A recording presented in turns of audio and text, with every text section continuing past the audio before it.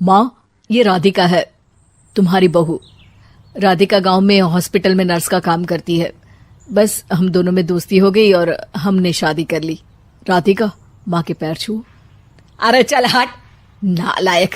अरे मैंने क्या क्या सपने देखे थे कि तेरी शादी किसी अमीर घर में करूंगी और दहेज में लाखों रुपए लूंगी, और तू गांव की इस मामूली लड़की को मेरी बहू बनाकर ले आया।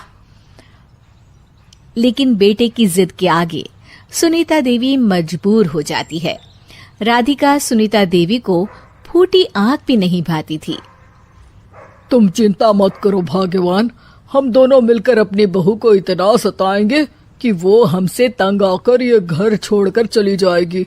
फिर हम अपने बेटे की शादी किसी बड़े सेठ की बेटी से कर देंगे, ठीक है? अगले दिन सुनीता देवी अपने बेटे का कमरा साफ कर रही होती है। तभी बहू के सामान में उसे एक बड़ी बड़ी मूंछों वाले आदमी की तस्वीर दिखाई देती है और उसके कंधे पर एक बड़ी सी बंदूक टंगी होती है। तस्वीर के नीचे लिखा होता है डाकू मंगल सिंह। ये किसकी तस्वीर है बहू? ये मेरे पिताजी की तस्वीर है। बस फिर क्या था।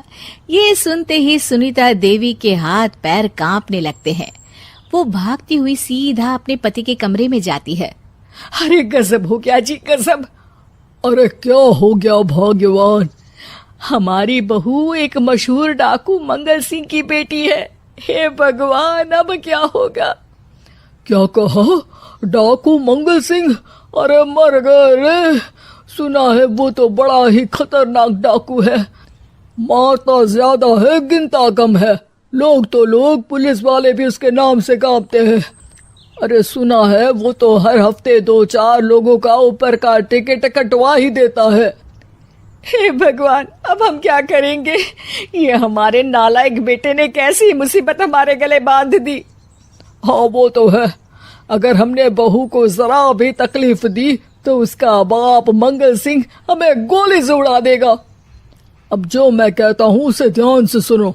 तुम बहू से बिल्कुल घर के काम मत करवाना, और ध्यान रहे उसे किसी प्रकार की तकलीफ नहीं होनी चाहिए, समझ गई ना? और ऐसा ही होता है। अगले दिन सुनीता देवी रसोई में खाना बना रही होती है कि तभी, ये क्या माँ जी, मेरे रहते आप खाना बना रही हैं? चलिए हटिए, मैं खाना बना देती हूँ। अरे नहीं नहीं बहू, तू यहाँ क्यों आ गई? जा तू अपने कमरे में जाकर आराम कर, मैं खाना बना लूंगी। सुनीता देवी जिद करके राधिका को भेज देती है। फिर एक दिन, अरे फर्श पर कितनी धूल जमी है, माँ जी देखेंगी तो नाराज हो जाएंगी, मैं अभी यहाँ पोछा लगा देती हूँ। राधिका जैसे ही पोछा लगाने लगती है कि तभी उसके ससुर की नजर उस पर पड़ती है। बंसीलाल भागता हुआ वहां आता है। अरे नहीं नहीं बहू, तुम ये क्या गजब कर रही हो? बहू तो बेटी समान होती है और हम ना अपनी बेटियों से काम नहीं करवाते। तुम आराम से बैठकर YouTube पर किड लॉजिक चैनल की सास बहू की कहानियां देखो। वो लोग ना बहुत अच्छी अच्छी कहानियां बनाते हैं। सच? आप देखते हैं? अरे मैं तो रोज देखता हूँ। शहर की बहू तो मेरी फेवरेट कहानी है। हाँ, ये कहकर बंसीलाल पोछा लगाने लगता है। इस तरह राधिका के सास ससुर सारा दिन उसकी खुशामद में लगे रहते हैं और उसे किसी महारानी की तरह रखते थे। कैसा लगा बहू? पिज्जा टेस्टी तो है ना? अच्छा, मीठे में क्या खाओगी बोलो तो?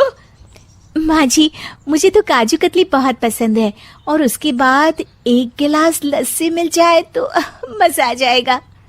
ये सुनते ही सुनीता देवी अपने पति को कोहनी मारते हुए कहती है, अरे सुना नहीं, बहू क्या मांग रही है?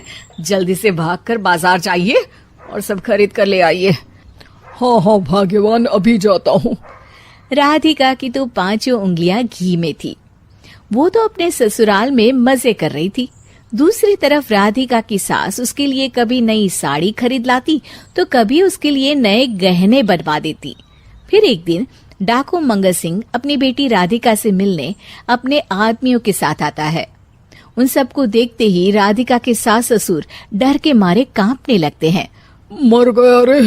डाकू मंगल सिंह तो सच में कितना डरावना दिखता है, ऊपर से इतनी बड़ी बंदूक लेकर घूमता है। कैसे हैं समधी जी? क्या हुआ? आप इतना घबरा क्यों रहे हैं? और आपको इतना पसीना क्यों आ रहा है? आपकी तबीयत तो ठीक है ना? जी अभी तक तो ठीक है, पर लगता है बहुत जल्द खराब होने वाली है। क्या कहा आपने? जी कुछ नहीं, बताइए बताइए कैसे आना हुआ। दरअसल आज आपके शहर में हमारी नाटंकी मंडली का प्रोग्राम है, तो इसी बहाने सोचा बेटी का ससुराल भी देखता चलूं। ये सुनते ही राधिका के सास ससुर हैरान हो जाते हैं। क्या कहा? आप नौटंकी में काम करते हैं? हाँ माँ जी, पिताजी डाकू की एक्टिंग बहुत अच्छी करते हैं, उन्हें तो कई अवार्ड भी मिल चुके हैं। और ये बंदूक, ये तो असली लगती है। तभी राधिका के पिताजी अपनी नकली मूंछ निकालते हुए कहते हैं, इस मूंछ की तरह यह बंदूक भी नकली है। ये तो छर्रे वाली बंदूक है, इससे तो मैंने आज तक चिड़िया भी नहीं मारी। और खोदा पहाड़ निकला चूहा। इसका बाप तो मामूली नौटंकी वाला निकला, और हम इससे डर कर बहू की नौकरों की तरह सेवा कर रहे थे।